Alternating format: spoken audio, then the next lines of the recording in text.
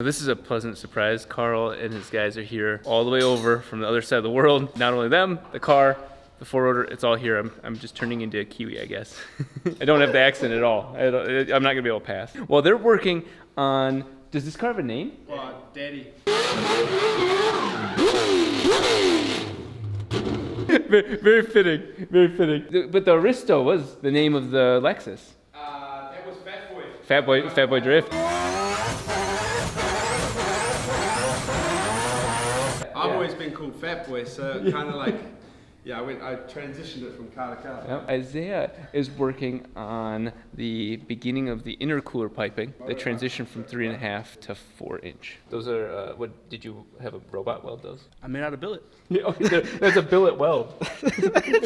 You're the first person to weld billet. I've only gotten 3 hours of sleep last night, 4 hours of sleep. It doesn't matter. The point is that this car is getting done. To kind of put an end to the issues I was having last night, this is what you get for having everything custom. So the input shaft on the transmission is meant for more or less a stock situation. This bell housing is not that. It's off by 1 millimeter.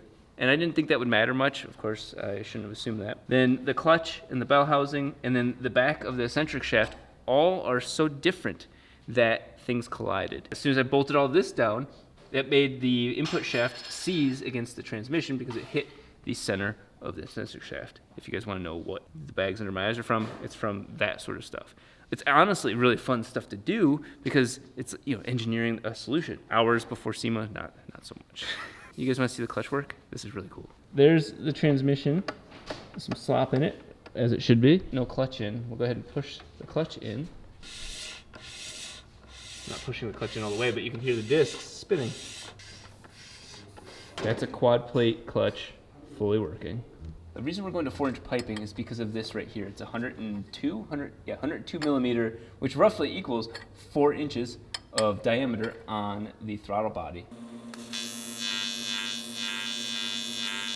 I'm kind of blinking out right now, so I'm gonna have Isaiah drive out and go get food. We have to show our boys. Yeah, we have to show these New Zealanders the finest Taco Bell experience of their lives. I am gonna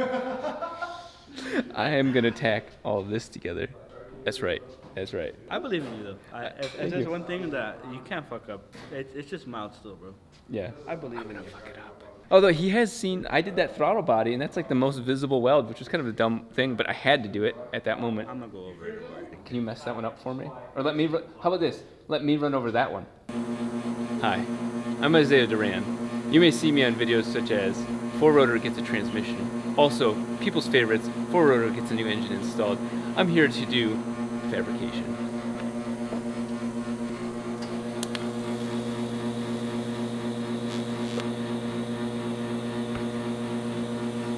You see, that was a dramatic reenactment of what Isaiah does on a daily basis. All right. Oh. There's like a little notch. Okay. Here, Oh. More. Oh, okay. Are you ready? I'm ready. I dig it. Your dimples are so cute, dude. Look at me. Look at that. Oh my god. Stop, I'm Look blushing. at I'm you. blushing. It all works. This is the moment the engine goes into the car. What better timing than to have the guys from New Zealand watching his old baby go into my car. There's a lot of really cool moments that have happened with this other than just simple engineering and building a car. That S15 is one of the many reasons why Carl was willing to let go of his rotary obsession. I can't thank him enough for this. Bring this up and then lock in the transmission as well as the engine mounts. All right, there. So you listen to that.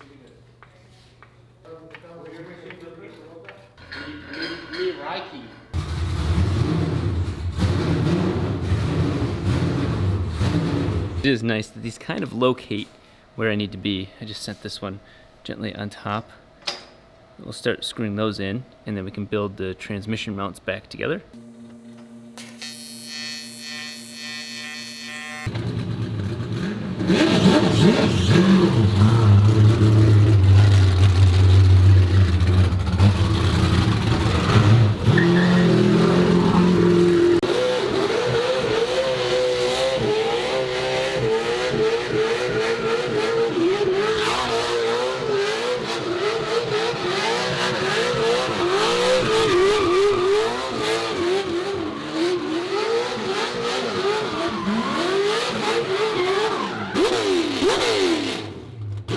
Yeah, this is the way I just slide it on there. This is where progress looks like it's going really quick because we're putting everything in all at once. But we've been testing all these pieces individually, but here we go. Mark is working over the other seat that's gonna be a passenger seat for sure to show off that we designed it for 2 people. I'm gonna go ahead and install the drive shafts because Jim Reel came by and dropped off all the rest of the U-bolt pieces, rest of the U-joint pieces to be able to install those fully. So we're gonna notch the shit out of that seat as well, some way, one way. Let's see how it notches.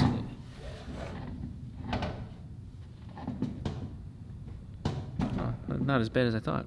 That's a massive win. Okay, can you lift up the car? If you hit the jack that's right by your feet. It's finally going together. It 3 is. years later, and multiple midlife crises. Yes. They were almost end-of-life crises. Oh, that intake manifold looks sick from this angle. This is not for Isaiah. This is for all of you who would appreciate this. Feel this out. Feel this. You can almost feel it just from me doing this. Gear shift. Yeah, that's how it's done. Nope, that's not gear shift. Oh. There we go. Yep, see. Now there's transmissions. Santona, if you hear this, please. I just got the front diff set up, and Isaiah is going to work on the manifold finally. Yeah, this is November 1st. It is November. No, it's guys. This is August, Yeah, and we're going to start working on this. Yeah, this is pre-filmed to SEMA 2017. Yeah, hold on. Just, This is your moment, bro. So I'm trying to. Yeah, here, go ahead. Yeah, go ahead. I'll show you how to do it. No, put it on. how do we feel about the curve coming right out of there? It's gonna look like the curve of my dick, but it's gonna be all right. It still works. Oh my God! You didn't go to the That was so. We're on the bandsaw vibes. This is the most important moment of this header, for me. The front wheels don't move anyways. It's Yeah. just fake news, obviously. Isaiah, talk to me. What do you got? We're gonna put the turbo outlet about right here, about yay. I like yay. So then, because I mean, we could rotate and do that and that with that, and then that will go like that, and so this would be like that, and that could be like that. Oddly enough, that makes sense, but to everybody else, the turbo's gonna be like the inlet is still gonna So be here. yeah, so the intake's gonna face this way because we're gonna pull cold air from the ground. Vacuum, bro. Vacuum downforce. Come on, I got you. 5 hours later. Well, you guys may not see this video on today. Today is Halloween. What better thing than to raise the devil himself in the form of a car? We have Kev and Seth back from Michigan. Isaiah, Mark, all 5 of us are just, it's surgery time. It is time for the team to get everything together. It's gonna look like we're skipping tons of content, but really, like Kev's working on the radiator, and with 2 lines cut, oh my God, the whole coolant system looks like it comes together when it was there to begin with. I'm gonna stop talking, I got more work to do. What we're working on right now is a non-conventional way of mounting this, and I think I'm gonna be replacing this unit as we go on. Right now it's the highest flowing one we can get. This is the shell of the 250 pump, same one we use on the Corvette. This is gonna end up sitting somewhere in the center right here. We're gonna have the coolant line from this side, 20 AN, run underneath that. I'll call it the chassis, but that's really not the base of the car anymore, to the center of here. And then the spoolie boy will then pick it up and then go up and over. That was the original plan, but we were able to fit it even more compact. The reverse will occur. This one comes out and then goes to the other side. Just to point out for those of you new to the channel, this is a 2-pass radiator, so there are 2 sides. It doesn't go straight through. We added this yesterday, so we can burp the system and all of that. And then we added 2 drain plugs, because remember, if we drain it from this side, that side's gonna stay full because of the engine and that. The place where those 2 meet is right there in the middle on the top. So you actually wouldn't drain half the system. We also, thanks to Aaron Parker, you new guys will know Aaron from Hyperdrive. Aaron had a really awesome suggestion for the tapped line that I did back there a couple episodes ago, where that's a high point in the motor that we'll use to either pull coolant into the system or simply vent it briefly, like a little bleeder valve, to get air out of the engine when it starts circling through, because it does get trapped up on the top. I don't need hot spots. We went through the fuel system. We're gonna order extra lines from Earl's, pumping fuel from the very back to the front. Our current issue is that you got that bottom hose made, which is nice, but what I'm thinking is that side one, so I need to get that 90 ordered, and a 45 won't work. Let's see if 45 there, just, whew. So if that was the case, we'd have to spin that little hook into here and straight in. We'll try and mirror that so it comes through here then. The only downside is these aren't centered. But definitely come down through this hole. Yes. With this turbo and my issues with the Corvette, I want to make sure that I get that oil out of that center chamber as quick as possible. You would think that not much oil goes through it, but oh my God, oil just pours through that little crevice right there. On the other end, I have this. All the other solutions I was not very happy with. When you get obsessive with a build this big, this one is the first true 12 AN sized. There were other ones that were like 10 AN, but they started as 8. I just want all of that oil out on the bottom there, and you can see it's actually meant for it. Gasket for this one, also not restrictive. Be very careful because that's extremely fragile. It's clearly aluminum. Because the tile housing is so efficiently small, you can see it moving. So I'm gonna put this piece back on now. You did a bang up job getting this done. We'll protect these sexy little billet blades. That way while I'm working on the turbo, I don't turn it over and bust out blades. That's the 1-0 from the tile. Even though it's gonna look hilarious, it's gonna be so disgustingly functional. Those look like M8 bolts, if I had to guess. Oh, I want a flanged one for that. At least these will hold everything in place so the gasket doesn't get messed up. Oh, it's got its built-in restrictor. Interesting. This is gonna be my most likely option. A nice little 45 or 60 degree angle. So the bend is made in hard line, not in the hose. Guaranteeing that that's a straight shot from there. Hose can't make decisions for me, which is what happened on the Corvette. PTP Turbo Blanket sent me some of the most beautiful things ever. I'm gonna take probably the smaller one now for the smaller housing. Well, that probably actually is meant for this exactly. We'll have to deal with it mounting to the body, but we'll put that on like that. It fits perfectly. PTP also sent me this. It's a really wild feeling. It's perfect for this 12 AN line. And so that will be on the turbo return line. I have to remember to put this on the metal hose when we go to make it, otherwise you can't put that on later. That's just way too tight. Now that I just got these off of eBay, I'm gonna get this whole CV joint prepped and then put the CV joint in, pack it with grease, and then seal it off, and now we've got that side of the boot. We can do the same thing to this side with the high angle one right there.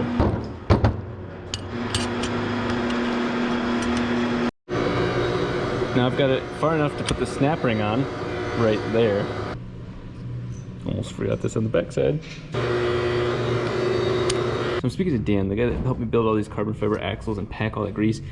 You're a saint. That was a pain in the ass. It's just a weird process, but I got it all done. Let's see how this fits to the diff. Yep, that's good. Oh, there it goes. That's it, right there.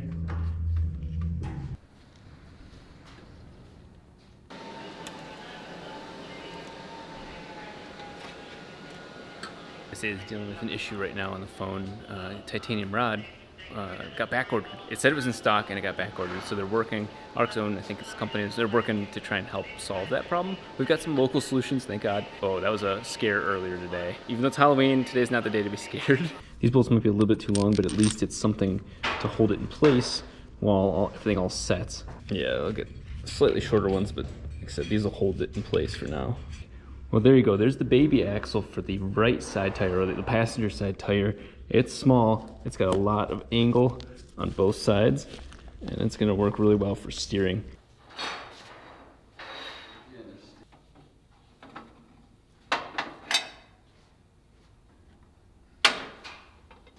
The cavalry has arrived. Carl and the guys came back to help for the blitz. It's nuts.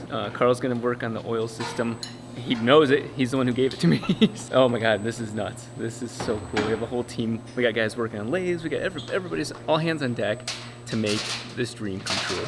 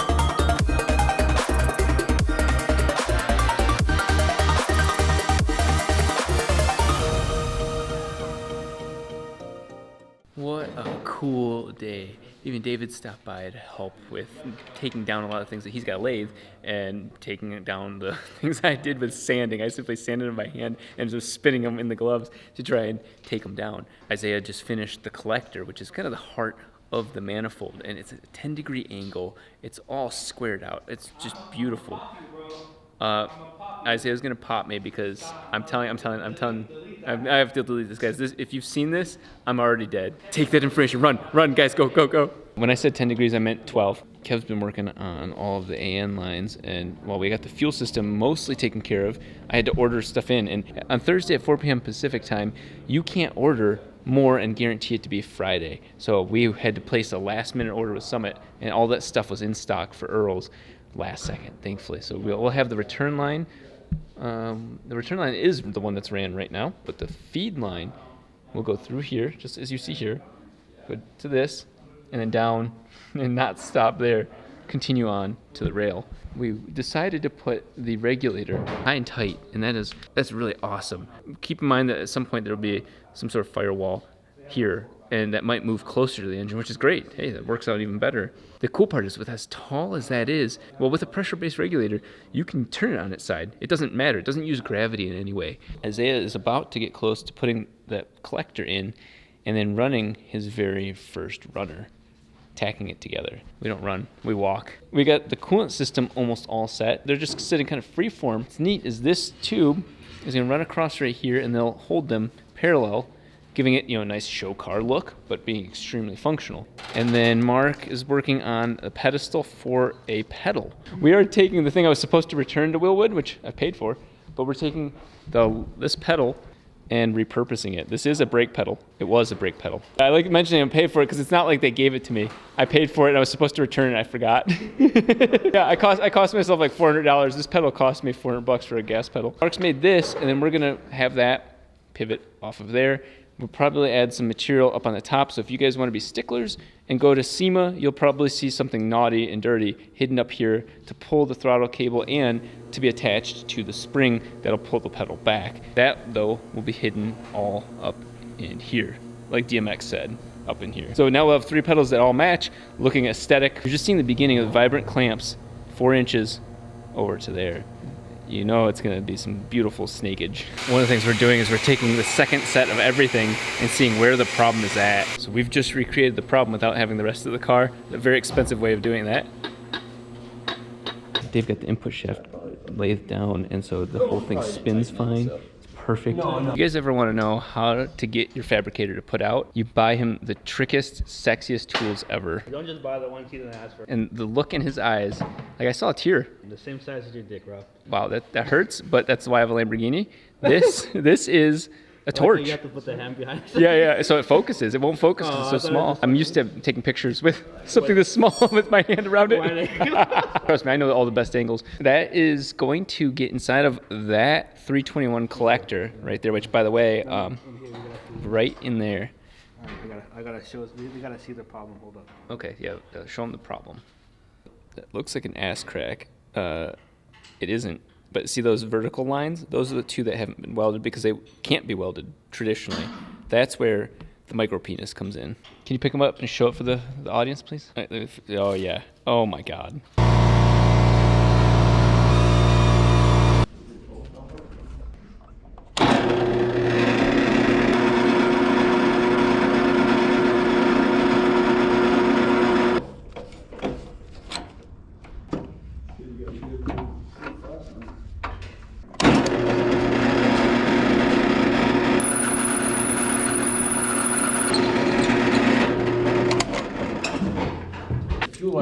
A huge lip, and this one very shallow, so we're going to take about half off of this because getting this off and machining it down would be great on this lathe, but that nut is just a pain in the ass to get to. Oh, that looks so impressive. It's hard to believe that all of this is one day of work so far, and this is what I was saying, is that we had all the groundwork laid. I'm sorry guys, this is me voicing over. I released this video about a year late. We filmed this a year ago. I just met Mark, but he happened to be working here a year ago, and I didn't even realize it. There's our transition from aluminum to titanium, and Isaiah is going to work on making that 4-inch intercooler pipe while Dave's working over my mess. He took those injector spaces down. Ever since we all got that engine fired up, it's just been pure progress. For those of you saying that this car's been being built for 3 years, it really took a massive pause. Now this is all kind of fresh. It almost feels like a totally different build. I mean, look at it. Look at that shot. None of that looks like what you saw at SEMA 2016. They turned out pretty damn good, but it's not exactly the most ideal situation because this one goes right in the way of intersecting with one of the hub bolts. The hub bolt very clearly takes precedent, and you can see that creates an issue. And I want to say thank you to everybody that commented. This is an angle, and I want to end mill these to flatten them out, which is why I left an extra bit of the head on. I want to thank everybody that mentioned counter boring versus counter sinking. That's counter boring. Counter sinking is the bolt head that itself has the angle. So that was something I learned from all the comments on that video. So Dave pointed out an issue is that outer boot cage, that piece that he's wrenching on right now, is actually what's limiting our ability to rotate, to get some angle. It's not the CV, it's not our setup. So that little flange that's in the center of the shot, the axle's hitting that flange when you turn, like that. And that's limited us to about 35 degrees. And in one way, 35 degrees, and 25 or so in the other way, which I want my 40. I paid for 40 degrees. I'm gonna get my 40. Just taking that flange off. Let's see that angle. Holy shit. Precise. Extremely precise. Yeah, right at 40, like a little bit over 40. So Isaiah's getting that very first, most controversial runner moving. That sets the motion for all of 4 of them. Kev's working on all of the oil system, and it looks nothing like it did on the stand. It looks so much cleaner. There's so many less lines until you actually dig in further and you see the chaos that's going down by this dry sump and all the scavenging hidden down there.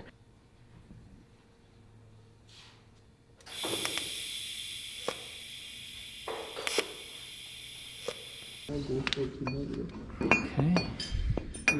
That's good. This one's fine. That's not gonna touch like that though. That just happens to be there because we have this tied up. Yeah. Look at how much room. I mean, imagine it's shifted over, but this could come down, twist it, and then that would get the angle on the steering better. It is Friday, the last business day before it's even possible to do anything before SEMA. So this is it. This is the last day we can get hardware. This is the last day we can get any of the major services needed across LA County. Today's goals are to get all of the titanium tubing all tacked in, as well as the header, the turbo and all that all tacked in.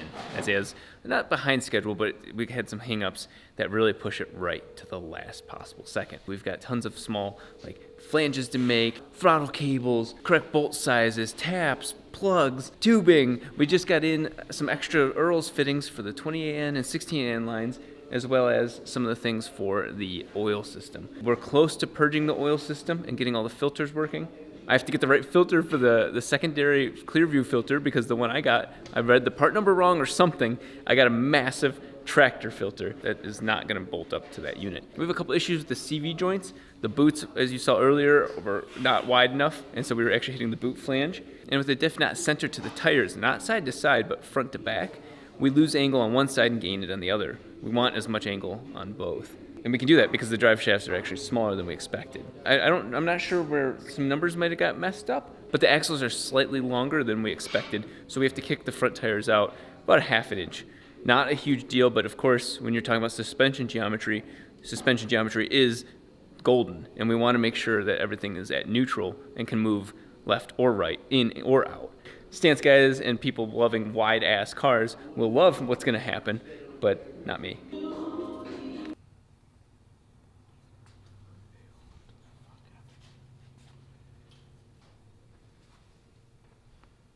Isaiah, please tell us, what's going on right now?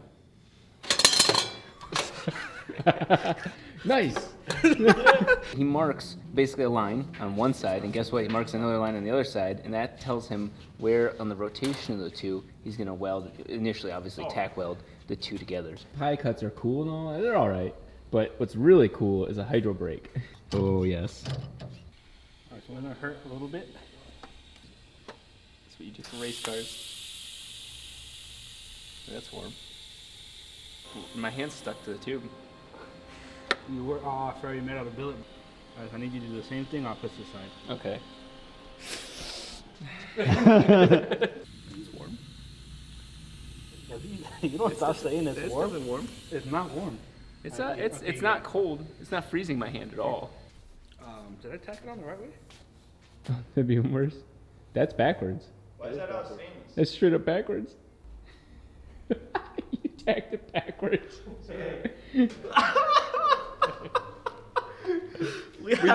We can't talk about the type of joke that was just made prior to this shot. I'm cutting this shot so you guys can't tell why I have tears in my eyes laughing. I do also have tears in my eyes because of this. This is the very first tacked in tube from full titanium. I'll make it very clear, I'm not a pie cut guy. Me neither. I want to make that very clear that I hate pie cuts. The dream has been from the beginning, symmetry to right here. We've already got the shocks, maximum compression, so that way, obviously we're planning for this thing to come down and not hit. Yeah, so the only way that the suspension can go is up. I'm scared. Oh my God. This is the very first look. I mean, look at this. We're all just staring at it. It's quiet in here because everybody's just like, what the fuck? For dramatic effect again. The guys just told me this is a Hummer oil filter. 10 micron, where the screen's 120 micron, where my other screen's 60 micron. This will be the filter that goes into the engine, but holy crap, that's bigger than I thought. Does that affect us positioning? I don't think so. So the idea is that we're going to fit it somewhere up here. Right here? The wheel comes to right there, closer to the wheel, honestly. Get it away from the fan. Yeah, that's the fan for this, yep. Okay, we still have to put on all of the electrical system, the ignition pack, the wiring harness, because that is now mounted over here. I'm really happy with how this turned out, because there are people that are going to sit in this car, and the guys wanted to put it down here, but they're going to step on my wiring. This is the actual part that I wanted to hide from people, is the PDM inside the dash. Power central is up there. Wires will be hidden in the dash for the moment.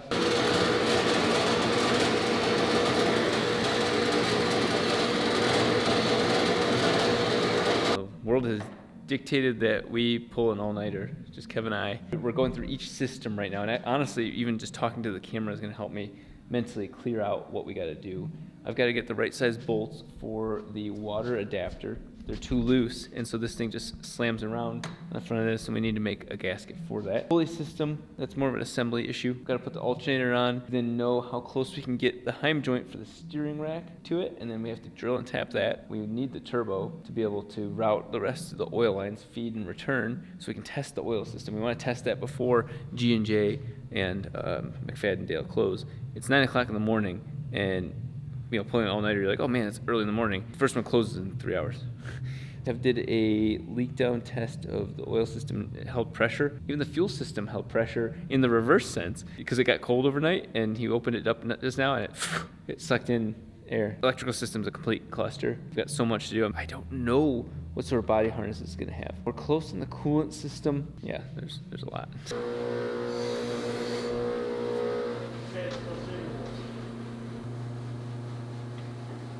This is the look of a man who's determined, desperate. We are all back at it. Kevin and I pulled an all-nighter for very good reasons. It gave us time to focus on everything needed to get the day prepped for the guys. Every type of 4AN fitting possible. Brakes, vacuum lines, boost lines, handbrake lines, fuel regulator, all of the air lines are all 4AN. Having the braided stainless steel prevents it from swelling up and down. So in my theory, that would be better boost response, better fuel pressure regulator response, better wastegate response. We are balls deep. Balls deep. The guys are back to fabricating. Isaiah's working on the header. Took it off and put it on my old engine. Now comes the swedging, as well as the collection and the wastegates coming off of it. Take a look. Yeah, because when he took it off, it moved everything. I don't want him to break it again. That whole thing stays together. Yeah, it's like an alien face hugger.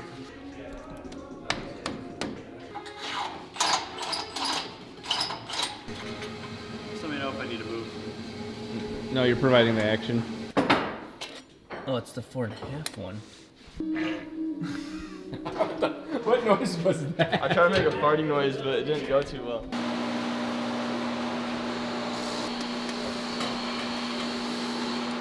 Need more than a 90. Oh yeah. So it can kick it out like that. This has been a couple hours of planning. You can hear it in my voice. Haven't slept in 37 hours, but I think we got it. I think we got it really good. Makes such an iconic look. I mean, look at that thing already. This is the first moment we all get to see it like this. That's so amazing that the table is so flat. Honestly, sort of like that name, Certi Flat or whatever. But you can guarantee that its flange hasn't warped. So what we're doing here is you take one runner off and you weld that runner. You take the next runner out and you weld that runner because it's all, I mean, it's a really tight manifold. There's no way I'm going to be able to get good penetration in over here when there's a tube right there. This has been a test of mental strength, and by that I just mean surviving, I guess, just being awake. This is the 11th hour of the 11th hour of the 12th hour, 59 minutes and 59 seconds and so on.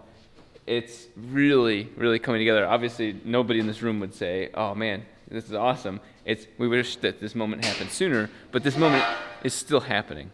I'm gonna work on the wiring harness even more. I got double aught, so 2-aught gauge, hardcore welding wire for the core of the vehicle. Look at the sheer number of strands. That's just, oh, we don't have time to be all excited about this. That, now, there's fluid going through the, oh. Kev gets the first experience of cranking my shank. Yeah, there's tons of air still. Still some air going.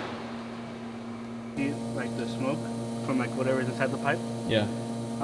You can see it come out from the crack. Oh, it's coming off the tip. So something like that. And then, like I said, because this is double aught, the voltage drop should be next to nothing. Maybe I'll do something like this where it comes down. I don't like this sharp edge here. Just so you guys know, I'm not a fan of this bracket at all. That's a grounded bracket right next to a terminal on the battery. I asked them to radius it just for now, so if anybody looks at it SEMA, just understand that that actually isn't a Rob Dahm move. It's just a move out of necessity. Holy shit! We're just, right now, it's 1:03. 3 minutes ago, 4 minutes ago, it was 1:59. We just gained an hour, boys. Look at my phone, and we just backed up an hour. So when the truck comes, well, in 3 in the afternoon, it's actually 4. Thank you. It's a little too much penetration. It's a little too much, especially for stuff like this. You want like 99% penetration. Yeah. You want to know that it's right there, but you don't want it to go through because it could potentially disturb airflow. Struggle is real, but oh my god, this is so great having all of these clamps to prevent the one thing I did to the other header, which is warp the flanges from this point to this point.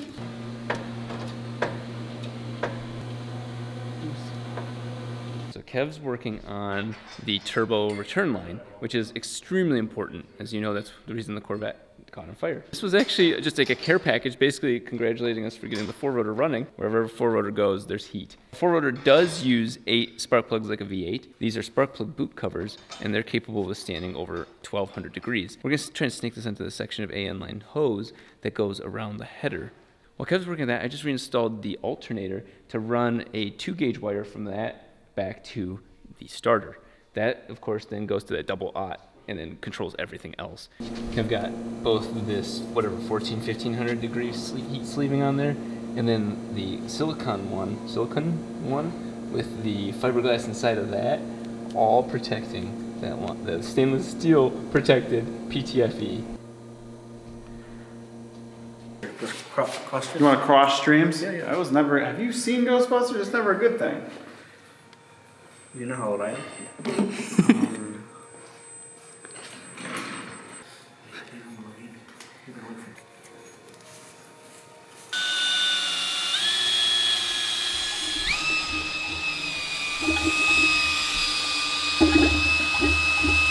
Less than 10 hours before this car gets picked up, and I say car, and for once I actually mean that, not collection of metal. We're going through each system check very thoroughly, but also as quickly as possible for obvious reasons. The turbo manifold's still being worked on, so we've capped off the lines for the feed and return because we know that they flow, and the whole rest of the system is flowing perfectly. Both of the Clearview filters are doing their jobs. One is a screener and the other is a filter.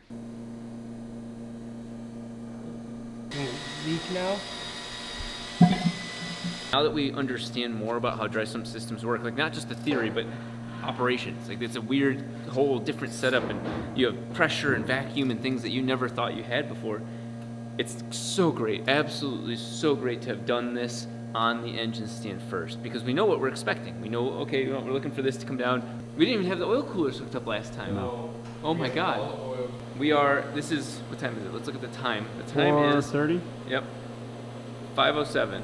Elliot's involved. Elliot from Turbone. He's part of this project. So it's 5:07.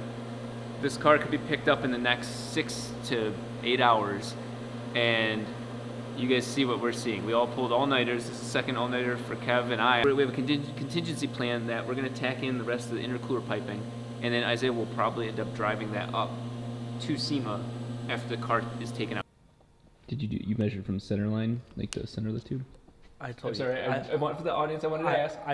Okay. You measure the center line of this one, which would be like that. You go like that, then you measure this, and you measure that, and you get numbers. We're working over the wiring right now, and it's actually turning out really good. But it's quite the last minute change to work on. But we're both pretty determined. So there's a lot of unused pieces in the PDM, and those are all lassoed together, and then those are gonna go way up, all the way up. My stuff is kind of a clusterfuck up in the middle right here, but I've got all of that.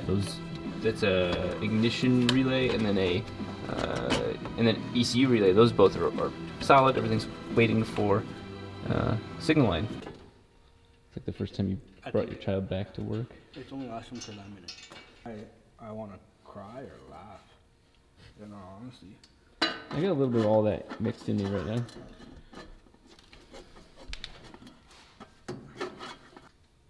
That is cool.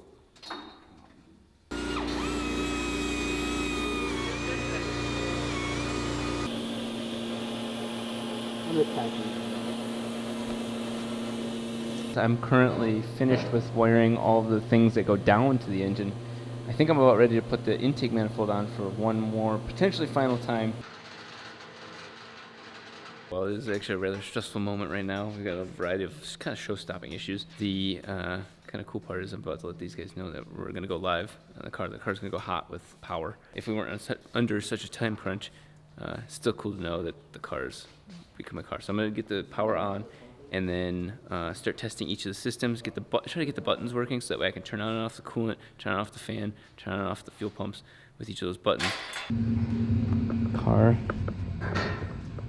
is live. Okay, the buttons are on. Start outputs. Yeah, I don't want outputs.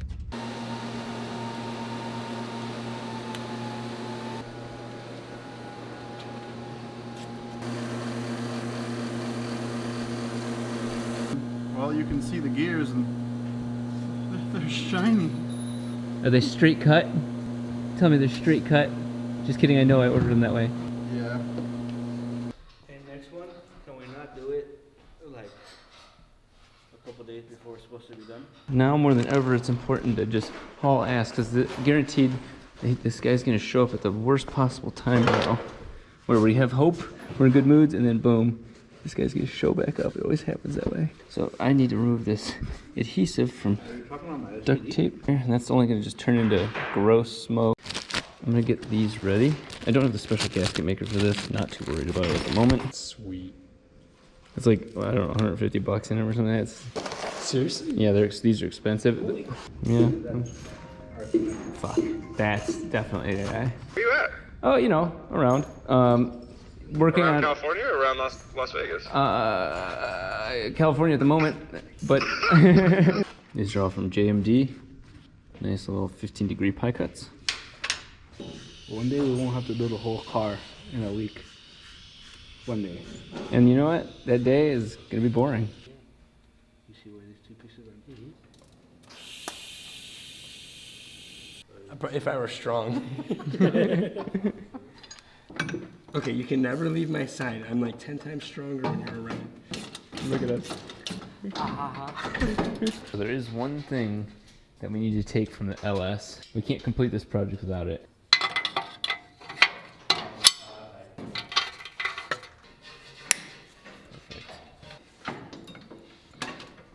Alright, here is the LS's contribution to this vehicle.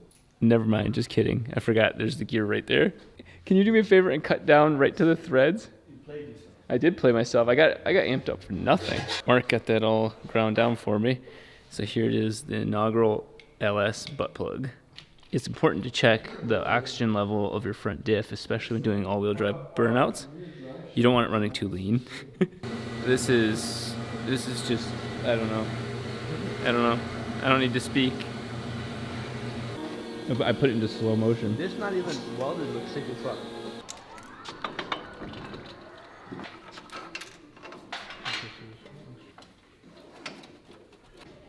That's one hell of an angle.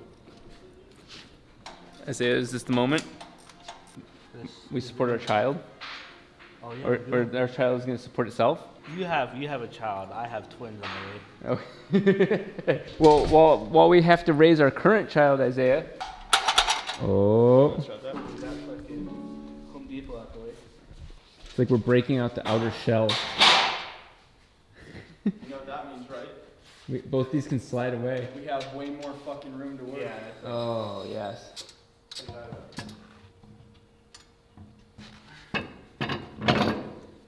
This is a Rob and Mark collaboration. I'm proud of it.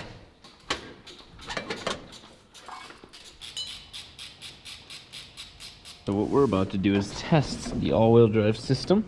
If this video ever airs, you guys will have seen the unveil where all-wheel drive was spinning. We're going to use pneumatics instead of hydraulics, and we're going to see if spinning this makes an effect. I'm going to switch this back into neutral, hopefully. Wow. We're activating the all-wheel drive system, and the guys are both in the back, and the fronts are working. Oh my god, I need to see the drive shafts. Oh, it's so fucking sick. It's so fucking cool. You can see the drive shaft spinning at faster speeds than the CVs. Everything's moving. That's the fan.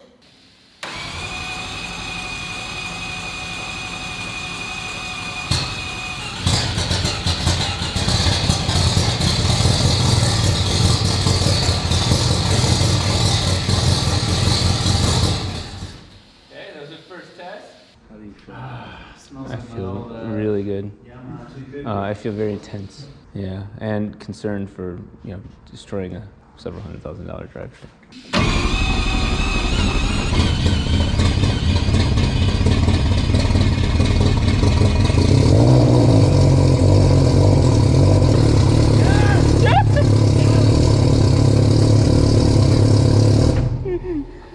Oh my god. Okay, guys. This is the look of a man, many men, exhausted. This is over 50 hours straight, basically, of us working.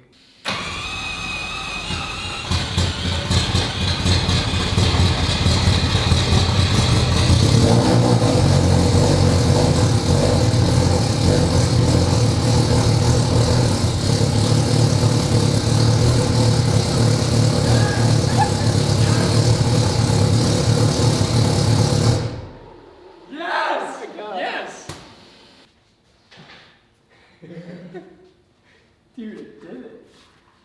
Have been following with an airline out the door. At this point, you just need the airline. I thought about it too. I said, Hey, you know that they made.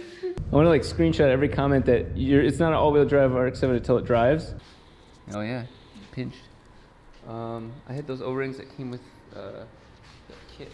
There is no rest for the wicked. All you see on the video is exactly what we did. And the transport to Las Vegas, to SEMA, is here. So we literally did the thing that we've claimed, that was knew was possible. We did it with moments to spare before we show this car off at SEMA.